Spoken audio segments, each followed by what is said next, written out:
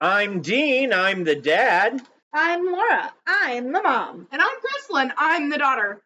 And together, we are Family Plot. Oh, that worked out so nicely. How are you both today?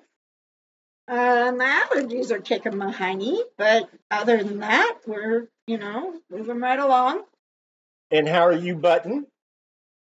I'm good. Nice. Well, let's get the housekeeping out of the way. A couple of ways you can help us out right off the top. You can help us through our Patreon. It's just a $1 or $3 donation. It's a monthly thing. You can even pause it on months if you can't do it. There's that, and you get all sorts of cool bonus stuff. Also, if you can't do a monthly thing, you can do $1 or $2 through Buy Me a Coffee. And if you don't have money, which we understand, we never have any ourselves. We don't have any ourselves. Yeah, absolutely. If you enjoy... All right, so let's try that again. Sure. If you enjoy the show... Share it on social media. Share it with your family and friends. If you don't enjoy the show, keep it to yourself. Okay. More family was that. That was more family. I agree. So tonight we go back to 1866 to attend the birth of Robert Leroy Parker, a man who will become better known to the world as Butch Cassidy. So join us as we get historical and a bit true crimey in this episode of the Family Plot Podcast. But first, my dear Krysta has her corner.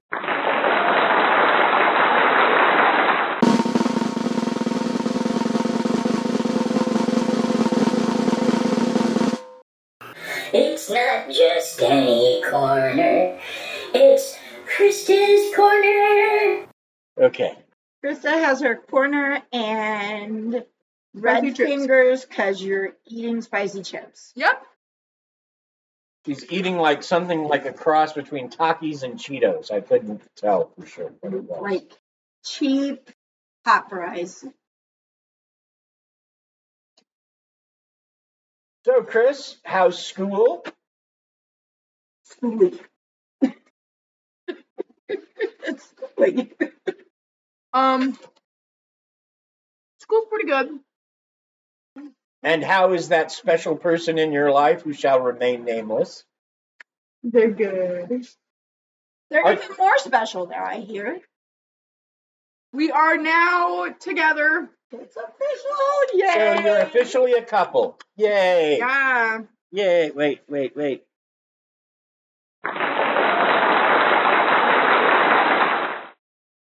Was Do that we the have aw like button? an aw? No, we don't have an aw button. I just did claps What do you again. mean an aw button? Can you? I suppose I could track down an aw and edit it in. Yeah, well, we need to have one that we can have on hand for, because our But it's Krista, not like she I- does lots of awe-worthy things. I'm just saying. Yeah, but it's not like we don't edit it every week and I don't add stuff in, like, That's fair. the theme music in and out and, True enough. all the stuff that goes in front of Krista's corner. Mm-hmm. I mean, the claps are on the monitor here, but everything else is added. We're telling them all how we make the sausage, which you're not supposed to do, but okay. Just don't Do that. As long as it's not people sausage, we're good. Yeah. So, so you've got your bit for competitive drama? Ooh, yeah, I worked on my oratory. Me and Blue aren't doing the duo yet. I was gonna say, Everybody looked at me like I was crazy. I said yes. Like, wait, I was told there was gonna be a Chris and Blue duo. There's gonna be a Chris and Blue duo, just not right away. No, Blue looked at me like I was insane. I was just like, bro, yet. so what'd you do for your drama class that I got an email about that you did well on? The oratorium thing. Oratory. Oh, sorry. He told you Oratory. about No. You mentioned it in the car, so I just was questioning. And I get emails about what you guys do and how your assignments are graded, which is why occasionally I come and stare at you in the dead of night with one eye cocked open like, ooh, you must pay for your crimes. It was kind of scary. unnecessarily creepy, but Exactly. okay. Exactly. My oratory was about burnout. Because I have a major case of burnout. You're not sure why. Anyway, go ahead. I don't either. Anyway, and I talked about some of the reasons kids may have burnout. Mm-hmm. And I talked about, I remember it, I'm just trying to find the right words to say it. You're fine.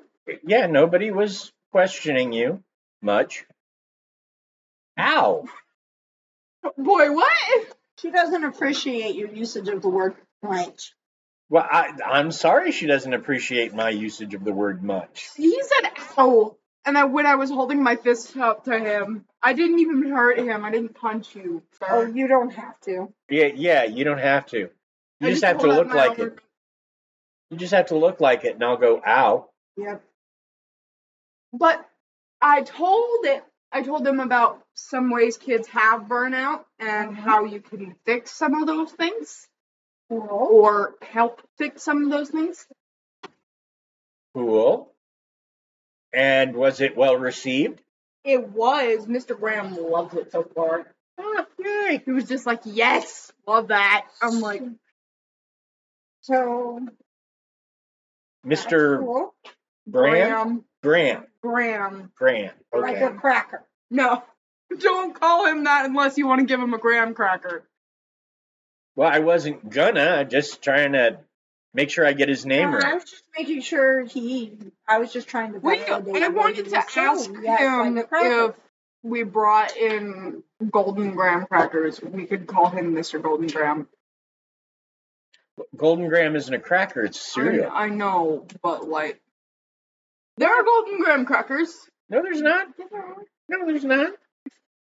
There are. Yeah, no, there are. Blue is over there disagreeing with me. Quietly, but disagreeing with me. There are graham crackers that are golden graham.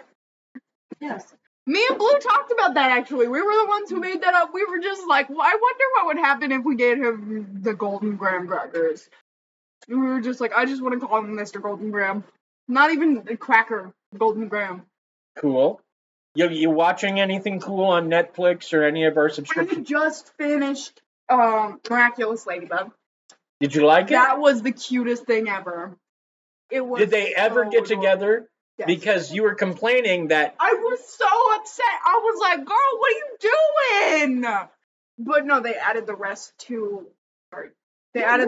to Disney Plus, and I was just like, oh. They added the rest to Disney Plus, and I watched the rest of it. And they finally got together in the last episode. I found something on Netflix that I really liked, especially with spooky season coming up. Because Ooh, spooky season. yeah, that starts next week. But it's called Cabinet of Curiosities. It's kind of this very Cthulhian series. Cthulhu doesn't even appear in it, but it's that sort of creepy cosmic horror, and I really enjoyed it. Yeah, and there were a couple of H.P. Lovecraft stories that got made. Now, they weren't like shot for shot made. and I disagree with some of the stuff, but overall, really enjoyed it. That's great. Yeah, it was super creepy. Which, if you're watching horror, that's what you want. It's super creepy. Anyway, I'm taking over your corner. What else do you want to tell us about? You want to ask a question? Okay. There's going to be a question of the day each. Question? Yeah. We haven't had a question of the day in a hot minute. Go ahead. I know. That's why I'm trying to think up one right now. Oh. Oh, so you didn't have a question of the day. You just decided that you wanted to start doing them again. Mm-hmm. Gotcha. Fair I enough. remember saying that I would do them. That is true. Did you? Mm-hmm. A while ago.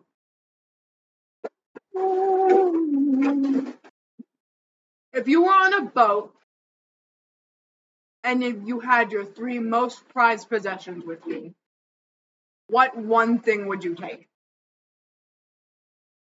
Prized possessions? My kids. One thing. You're my possessions. You are my prized possessions. I would take you all. One. Mm-hmm. How am I getting sidetracked here? Yeah. Because you're not answering the question he's asking you. But I did. No, you didn't. Because you're not answering the question she's asking you. Oh, okay, fine. He'd take his cat. Yeah, probably. Works.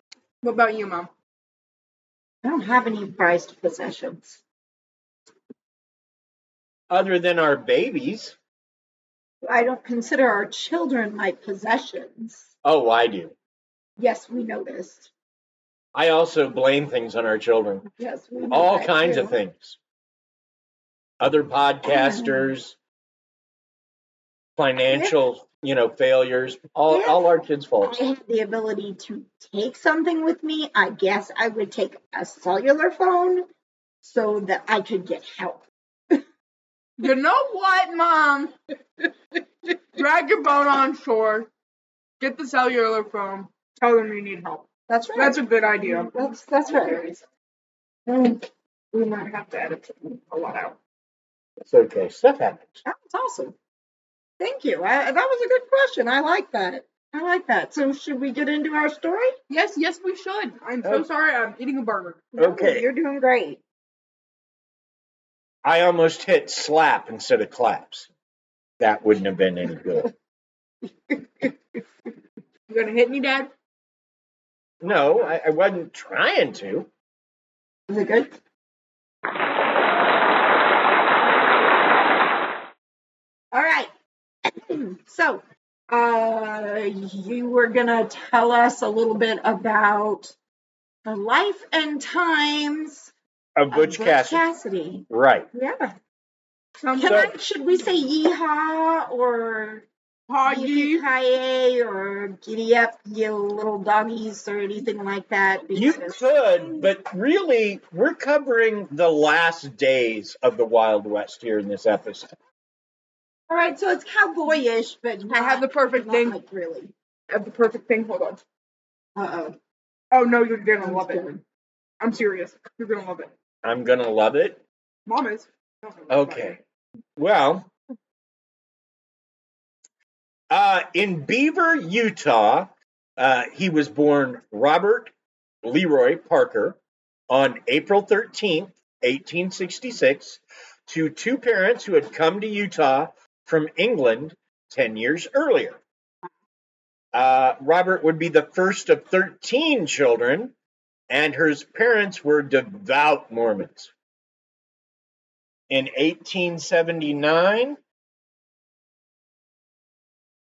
they moved across the mountains to Circleville, Utah. Young Roy, as the family had dubbed him, worked at ranches across the Circleville Valley. He also had his first run-in with the law after he let himself into a closed shop, took a pair of jeans, and left a note that said he would return later to pay for them, which he did not do. Around this same time, his father lost a legal dispute overland to another homesteader. It was around this time that he met and began hanging out with a local named Mike Cassidy, who had a reputation as a cattle thief. It is believed he learned a lot from Mike, and not much of it good. He became quite impressed by Mike Cassidy, who influenced the young man significantly. As a young man, he's had a brief stint as a butcher's apprentice in Wyoming. For a while, he was called Butcher, based on the job title, but it got shortened to Butch. When Butch began stealing cattle, he used the name Butch Cassidy, possibly in honor of his childhood hero. And thus the name and the legend was born. Well, the name was. The legend would take some time. Oh, I mean, most legends do. Initially, he was a cattle rustler, stealing cattle from nearby Parowan, Utah. He went to Telluride, Colorado. I have heard that it was named after the gold telluride minerals found in other parts of Colorado, and that Telluride has a warning to those heading west, literally, to hell you ride. That's nice. It is believed that he had a hideout in the nearby Robbers Roost area, but his first major crime was the robbing of the San Miguel Valley Bank on June 24th, 1889, where he and 3 cowboys got away with $20,000, mostly because they cased the place first. $20,000 in 1889 is roughly equivalent to over $650,000 in today's money. Cassidy was one of the first to break ground on the Outlaw Trail, a meandering ghost-like path that began in Mexico, ran through Utah, and ended in Montana. The unofficial trail linked together a series of hideouts and ranches like the Carlisle Ranch near Monticello, where ranch owners seemed willing to give jobs to outlaw cowboys. The Carlisle actually was close to Robbers Roost and it was here where Butch camped out for a night or two before and after the Telluride holdup. It was around this time that his gang made their best known hideout, the Hole in the Wall, in central Wyoming, a name that would eventually get lent to the gang. He also did some time in a Wyoming prison before returning to the gang. The gang at that point consisted of Dick Maxwell, Elsie Lay, another ex-Utah dweller, George Curry, Henry Wilbur Bub Meeks, and Larry Longabaugh, who would come to be known as the Sundance Kid. What was that name again? Longabaugh? The first name. Harry? I said Larry, didn't I? Yes. I'm so sorry about that. Harry Longabaugh. All right. I prefer Larry because the last name does not. So Harry Longabaugh would later become known as the Sundance Kid. It is important to note that Butch thought of himself as a hero. Rich cattle barons were pushing mom and pop farmers out of business. He saw himself as a Robin Hood who was striking out for the little man against these rich cattle ranchers. This is why he began robbing banks.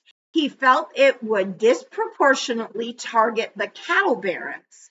The first bank robbery credited to Cassidy and his wild bunch, what the papers dubbed his gang, was a bank in Montpelier, Idaho, where he and the gang took $7,000, worth over $200,000 today. Butch went on the lam, even supposedly sharing a hotel room with a sheriff who was looking for him, but who had never seen him. Yeah, that's a story, isn't it? Yeah, that's a story worth telling. Mm-hmm. Oh shit, I can't see it.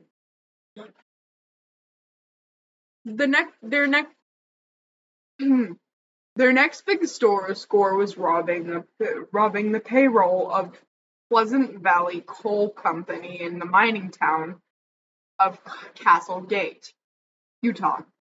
I said that wrong. Anyway, not Utah, but like I spaced it out. You're good. You're fine. By the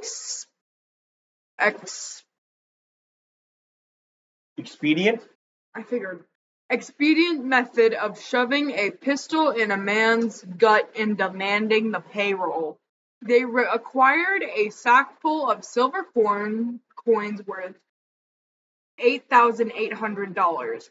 Afterwards, the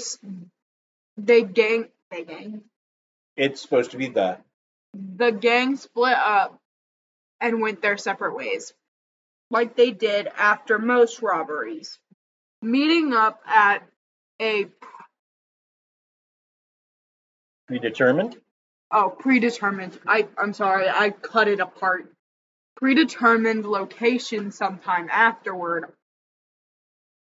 On June 2nd, 1899, they robbed an overland flyer passenger train near Wilcox, Wyoming. Some of the gang got a shootout with law enforcement as they fled the robbery.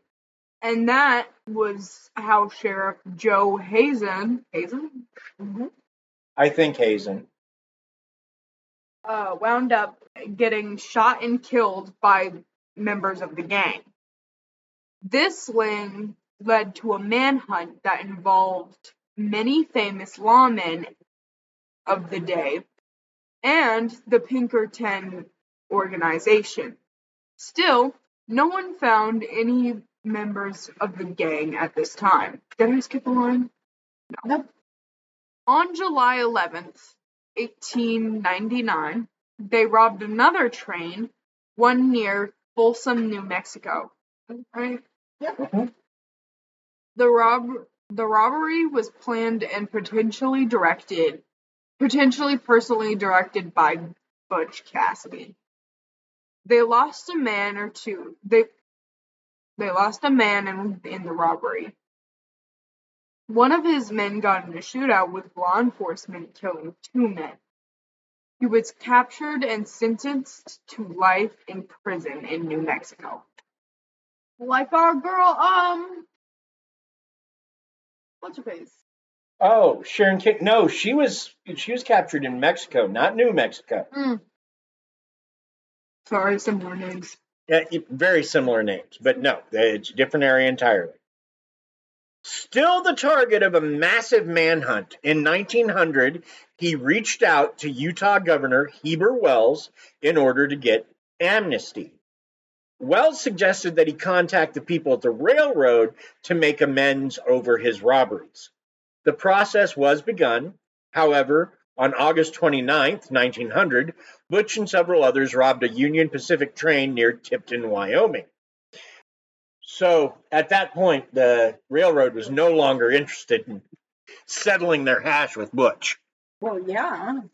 They were quite interested in settling Butch's hash, but they weren't interested in giving him amnesty. Right. Now, around this time, lawmen began closing in on various members of the Wild Bunch. Some were killed, others were sent to prison. Still, the gang managed to grab a Great Northern train in Montana for $60,000, which would be worth over $2 million today. So, they're still pretty busy. For really one of the Wild West's last big criminals, He's doing well. He's doing very well.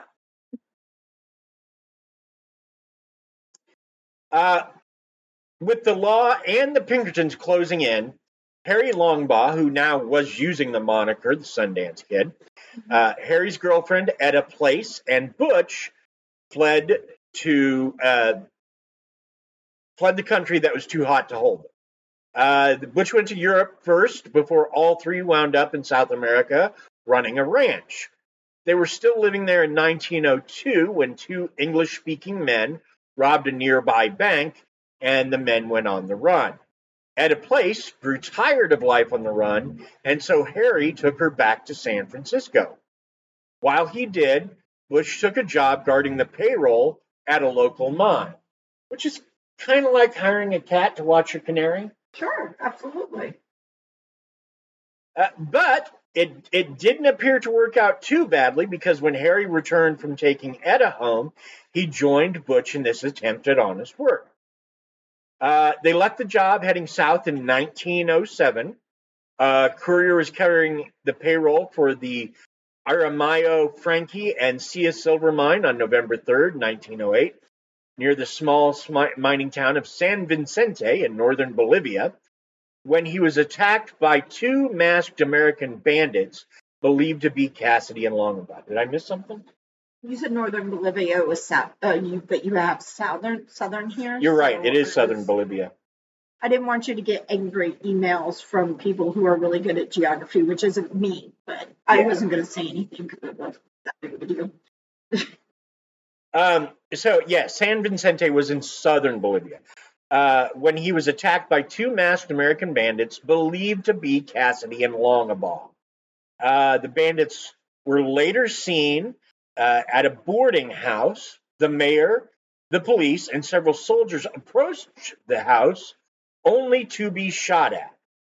This led to a gunfight that lasted for several hours. The mayor, during a lull in the fighting, the mayor heard a man scream 3 times, followed by 2 gunshots. The men were found inside. Police believed him to be Butch and Sundance, a.k.a. Longabaugh, and they were buried in the local cemetery. So that brings us to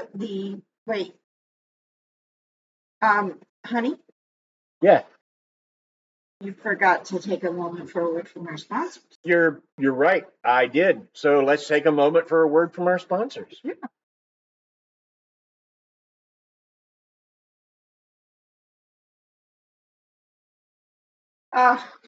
Well, I'm glad we did that because now I feel sponsored. Excellent. All right. So that also brings us to the end of the story. Since then, the bodies in the grave have been tested, but their DNA does not match any descendants of Cassidy or Longabaugh.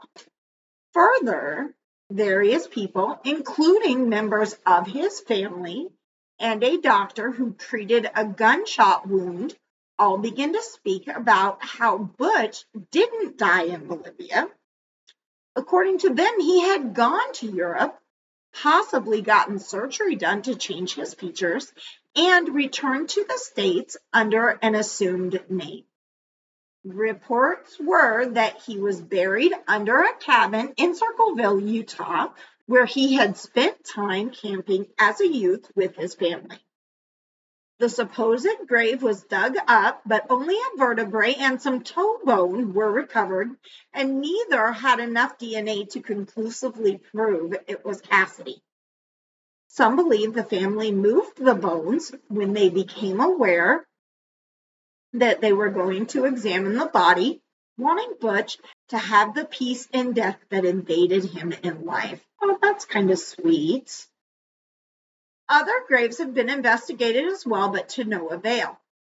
While we have a lot of eyewitness accounts, we have no physical proof that Butch lived past the time where he was believed to die in 1908.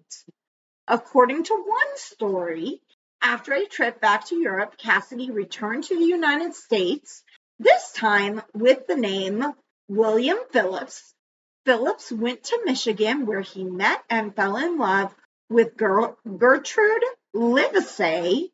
The two were married in May 1908. The happy couple moved to Arizona, where Phillips apparently made a little cash on the side by fighting with Pancho Villa in the Mexican Revolution. Then north to Spokane, where he founded the Phillips Manufacturing Company and later worked for Riblet, who made chairlifts and tramways. But things went downhill and Phillips was close to bankrupt. He embarked on a few desperate trips back to Utah and Wyoming in hopes of finding some buried caches, but he apparently was unsuccessful. He was diagnosed with cancer and died on July 20th, 1937. So that's the story of Butch Cassidy. I would be remiss in my duties as a host if I did not mention the movie starring Robert Redford, Butch Cassidy and the Sundance Kid. Not historically accurate as I remember it, but it does kind of, if I remember right, and it's been a long time since I've seen it, but if I remember right, it does kind of leave the question open as to whether they survived or not. There is a famous line from it that does get used from time to time, which is, next time I say, let's go someplace like Bolivia, let's go someplace like Bolivia, which is also turned up in other movies. I would also be remiss if I didn't point out that my hero, Josh Gates. Man crush! Okay, I was waiting for that. Did an episode where he went looking for some of these buried caches that supposedly Butch hid. So it's a well-known name and tale, but the thing is that Butch apparently gave money to people who needed it. That's what the stories say. That is what the stories say. Also, he was quoted as saying that the rich cattle barons, he robbed banks to hit them where it hurt the most, their pocketbook. He's like, you could cut their legs off and they wouldn't holler as loud as they will if you take their money. Sure. So, So in the end of the day, while yes, he was stealing a lot of money, it seems that he was also putting a lot of it back into the people. He was stealing it for a good cause. And he was trying to do what he felt like was right. And you can definitely argue that. And with the Pinkertons going after him, and we may do an episode on the Pinkertons eventually, but they did not have a great reputation. They did initially, but after they started strike busting and really like some of the stuff they did with Jesse James, where they threw a bomb in his house that like took his mom's arm off and other stuff, they just didn't have a good reputation. So that whole they fell under the power corrupts and absolute power corrupts absolutely. Right. Admonition that you hear from time to time, and it's very true. Right. And the people that owned the railroads at the time were like the Gates, the Bill Gates of their time. These guys were mega rich, beyond rich. Yeah. And they were known to put their wants ahead of anyone else's needs. Didn't matter. Yep. So they buried a lot of towns because they just needed a place to put a train through. Yep. And so definitely they weren't a well thought of and loving corporation. Right. Yeah, that's the final episodes of Little House on the Prairie. That's why they blew up that town. That's what that was based off. The TV series, it's been so many years, I don't remember if that's how they finished off the books. But that was how they finished off the TV series. Railroad companies decided that they were going to buy up Walnut Grove, and then they wanted to destroy it. And so instead of letting them do that and come in and take over their town, they destroyed their town, said, you're going to take the land from us, that's fine, but you're not taking anything that we built here. So they did. They were kind of ruthless back in the day. Right. So, having said those things, I will say this. I don't think he died in Bolivia. Just because way too many people have stories about him afterwards. And there's the fact that, like, at one point they had good information about when he was buried. When they went to dig it up, the only thing they found was a vertebrae and a toe bone. And those are the sort of things someone who's trying to get a body, especially a body that's mostly decomposed, out of a pit in a hurry, might miss. And, like, even his sister in the early 1920s, when she was interviewed, said, no, he didn't die in Bolivia. He came here. He's here somewhere. Yeah. So I don't think he died in 1908. But apparently, between, 1850 and 1920s, and maybe even earlier than that, was a fairly easy time to literally reinvent yourself. I'm dead, but I'm a new person now. And we've run into it fairly often. I mean, Chris, the first thing we did was talk about Charlie, the really, I guess, a pioneer transsexual, a woman living as a man who drove a team of horses and was well respected for doing it. Right. And it surprised everybody that it was a woman under all the clothes. Sure. The only trans person that people would accept now. So, Then.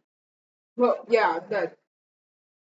So it's not, to me, especially coming from Bolivia, it is not unlikely that he somehow managed to fake his death. Sure. Even if it's only like he and Sundance weren't the guys that robbed because the mayor, the police in Bolivia, they had no idea what he looked like, right. what either man looked like. Right. So they have two Englishers. Okay, that's Butch and Sundance. Sure. So my summary on this is, like, to my mind, Butch Cassidy is the last great Western hero / villain. And I think he outlived his death. Makes sense to me. I just, yeah, just the fact that they went to where they were supposedly buried, and these were supposedly the bodies, and there was no DNA proof, tells me that whatever the reason, that was not really who they were saying it was. Whether they were making it up, whether that's what Butch and Sundance wanted them to think, whatever the reason, they were somewhere else. So I definitely agree with you. Chris? I can tell you for sure I don't believe that he died, like, as soon as they said he did. Like, I agree with that on that one. Like, you can want to get away from your crimes and, like, Sure. not die. And I have no proof of this, but I kind of tend to believe that maybe, just maybe, they weren't the guys who committed that one robbery. And when they heard about it, they were like, okay, we're dead. Let's go be dead. And tried to have a normal life from them. Seems to me. So, that's, I have no proof of that, but that would just be my best guess from everything I learned. Sense. So that's the end of our show. That brings us to the end of our show. That is. Thanks for listening. Did you enjoy the show? Please tell us in our Facebook group. Got Our an, Facebook group is awesome. yes, it We is. have some awesome people there. We like to talk to them. We Yep. like to get a chance to chat. Yep. Got an idea for an episode. Our Facebook group is perfect for that as well. Yes, I know, Paul. Sorry. So the cat is requiring attention. Yes. So let's reach out and thanks to people other than our listeners. Oh, and I should say, when we were also put on Good Pod's like most recent top 50 all time, top 50 all time history podcast. We did that. I thought we talked about that last We weekend. did, but what I didn't know is we were also ranked as number 98 in Indie True Crime podcast. Well, so we actually made 2 of the top 100. For Yeah, that time. so That's that was awesome. cool. So thanks to our listeners for that. Thanks to Bill Barrett. Bill does our theme music.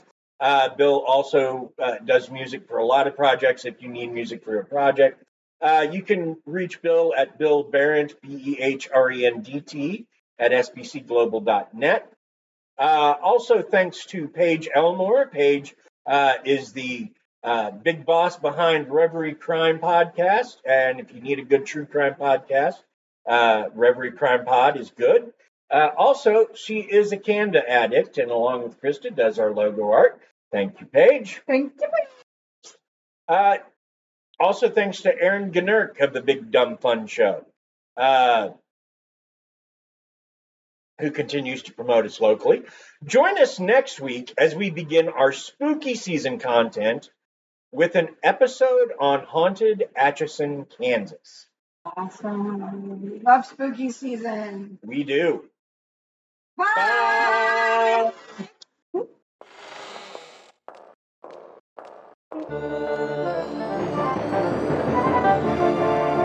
Bye.